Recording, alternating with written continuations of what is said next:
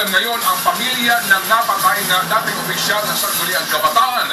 Matapos na tanggalan daw ng bahagi ng mata ang labi ng biktima na hindi man lamang ipinapaalam sa pamilya.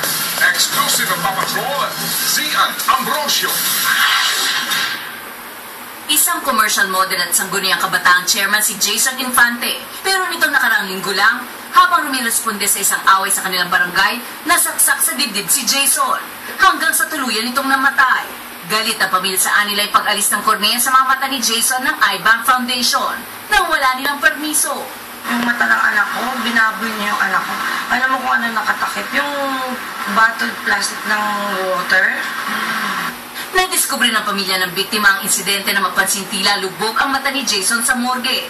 Wala talagang paalam. Wala kaming usapan ganon, actually, wala.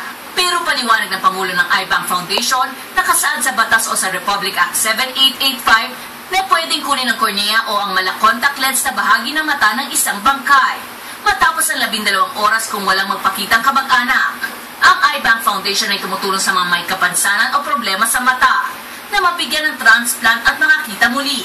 Kamali lang ng salita, yung isang mortician, sabi niya, ay natanggalan ng mata. Ang ginamit ng word is mata. Imbes na cornea. They did not see them that time. The relatives, the staff said, no?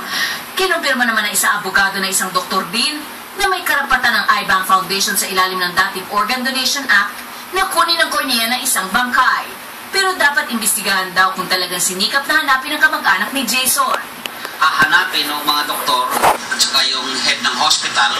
Dahil sa nangyari balak ng pamilya ni Jason na magsumbong na sa Commission on Human Rights, habang pinaimbestigahan naman ng Pangulo ng iBank Foundation ang kanyang mga tauhan kung nagkaroon sila ng paglabag o pagkakamali. Zian Ambrosio, Patrol na Pilipino.